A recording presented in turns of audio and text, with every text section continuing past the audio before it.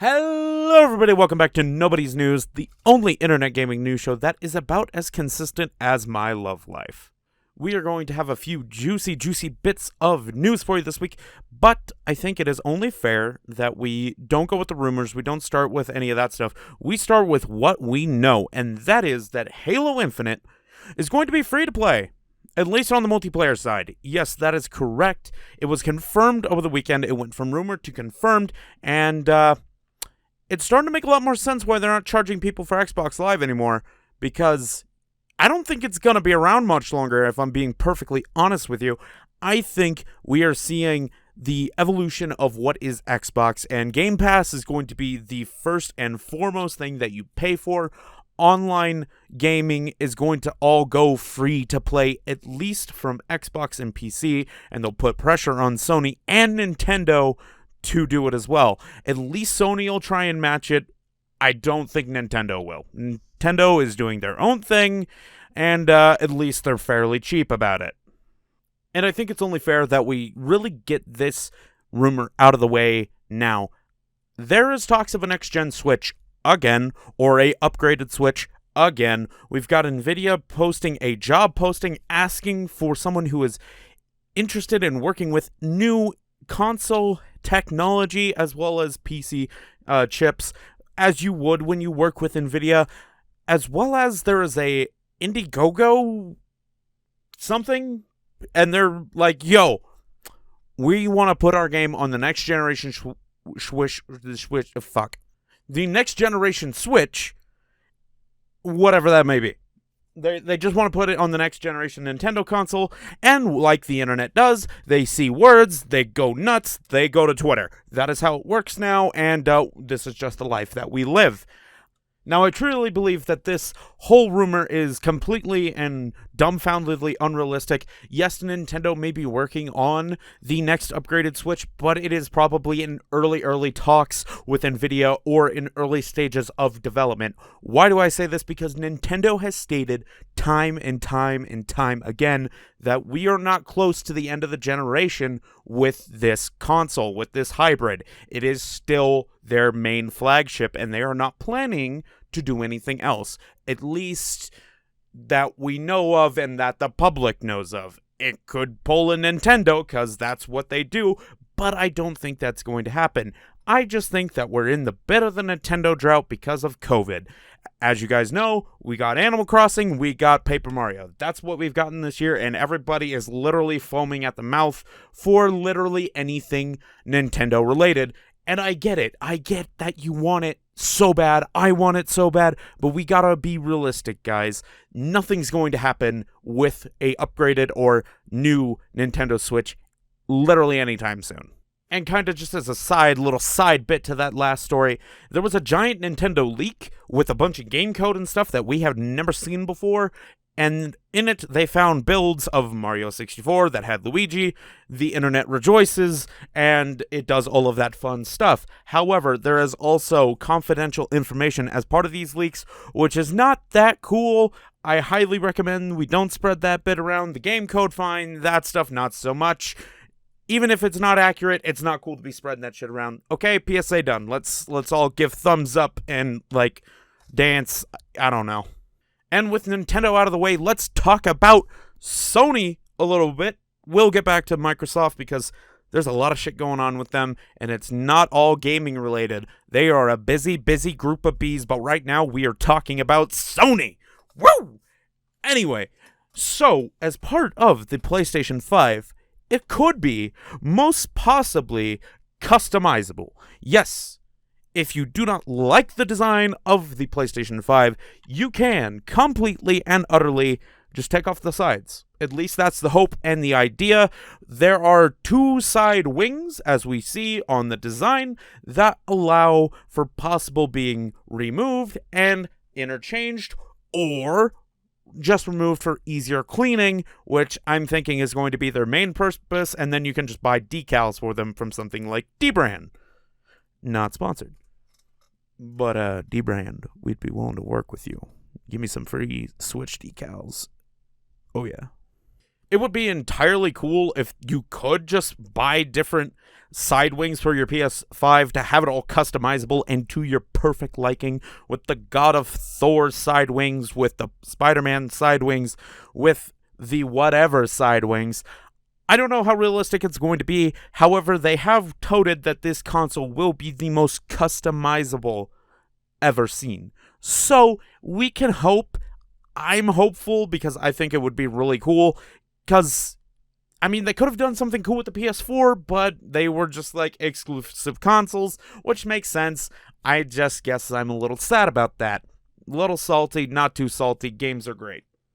Also, it is being reported that Sony is not going to allow you to use the DualShock 4 as your main controller, or really at all, on PS5 with PS5 games. Now, you can play PS4 games on the PS5 with the DualShock 4, but you cannot play them with, or play PS5 games with the DualShock 4. It's kind of confusing, but not really. I'm just dumb. Anywho, there is a whole lot of story about this because people like what Xbox is preaching about.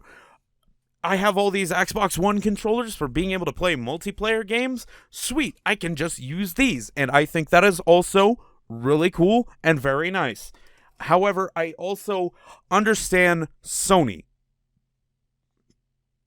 Mainly because they are still in an older mindset. They aren't doing the Xbox Series X thing where it's all integrated and then the new controller just has more features. No, they want games to be built with this controller in mind. They want you to use the haptic feedback. They want you to use all of it. The microphone, all of it.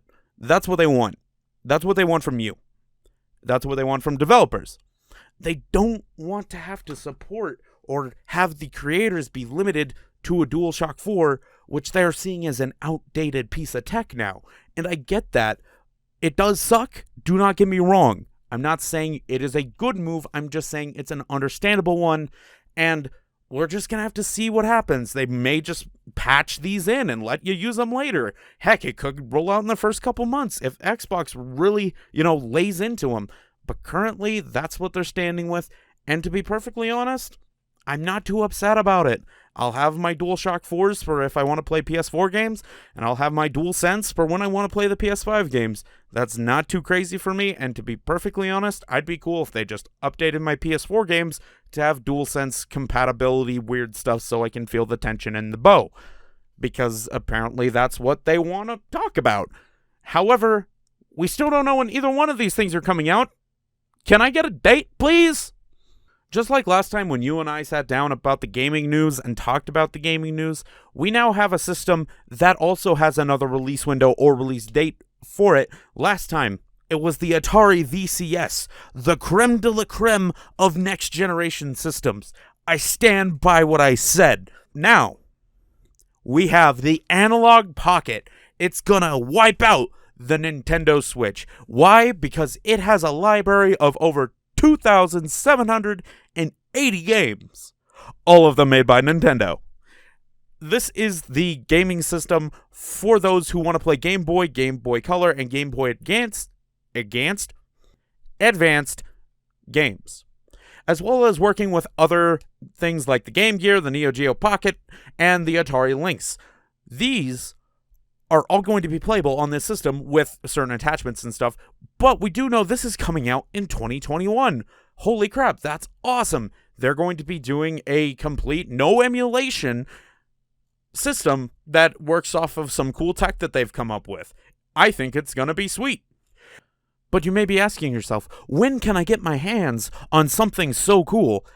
In May 2021, this will ship. It'll ship for $200 USD, and both systems are currently out of stock at the time of this recording. However, it will just come with the Analog Pocket in whatever color, black or white, and a Type-C cable for charging. However, there are accessories out the ass. There are the adapters for the different game systems. There are the carrying case, the screen protectors, the docks. Apparently, this is going to have a television dock, which is very nice. That's how it's going to kill the Switch right there, because it has such a more massive library, which, I'm not going to lie, is going to be really sweet.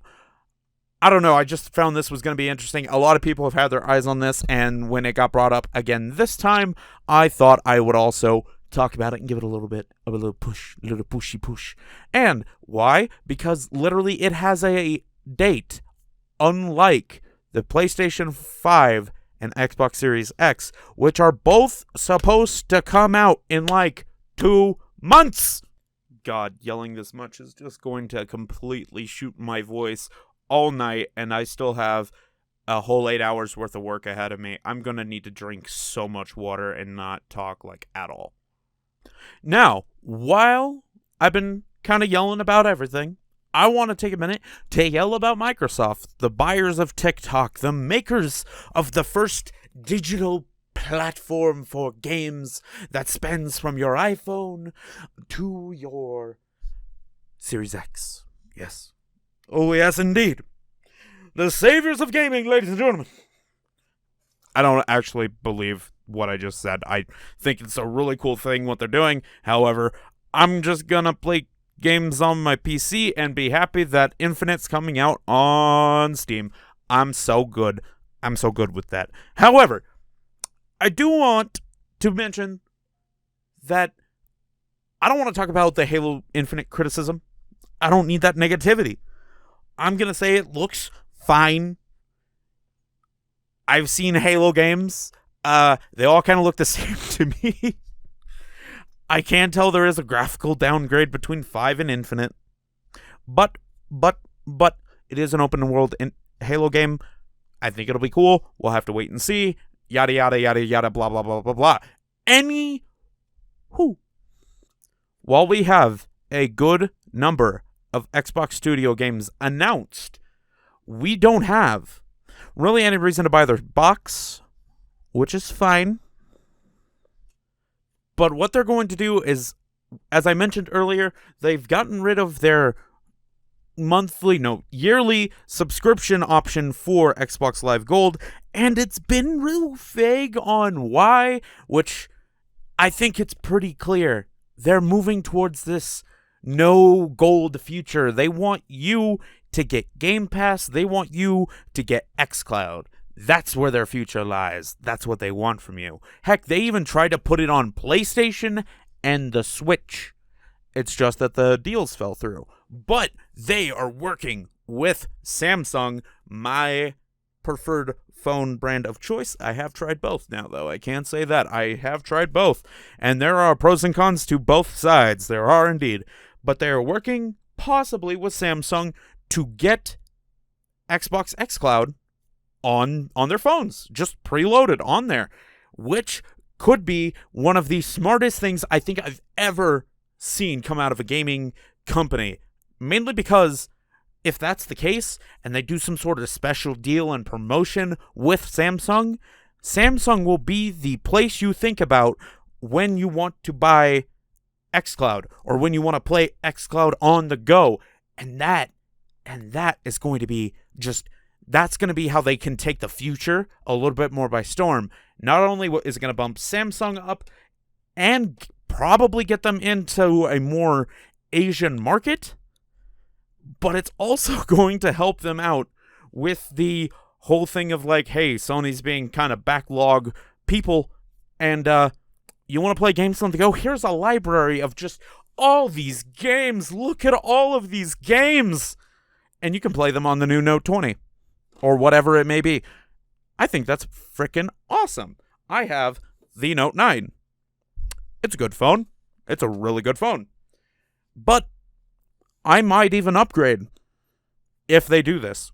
This would get me to push that upgrade button. Mainly because I want to try it out. I think it would be cool. I could play games on my PC. I gotta go to work. Boom. Grab a controller, got my phone, throw it in my lunch bag. Solid. I am now gaming on the go. Outside of needing a Switch, which I do take my Switch with me most places. It would just give me more options to play games on the go. And I think that's going to be sweet. I really hope this comes to fruition. And, hey, at least it's something cool to talk about Xbox, because let me be honest with you, while some of those games did look cool when I did my reaction video. There wasn't nearly as much as Sony, and God, I'm still leaning towards the PS5. They haven't sold me on a Series X just yet, because I own a PC.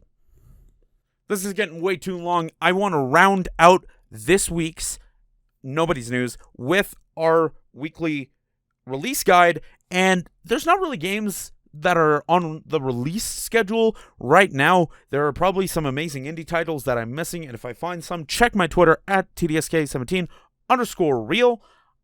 I will post what I find over there. However, there is a Sony event coming up this week. It is a state of play. It is more geared around the PS4 and then some PS5 third party. I think it's going to be pretty interesting to watch. I might do a reaction. I might not. Come back later in the week and see. Subscribe and hit the bell if you want to see that one.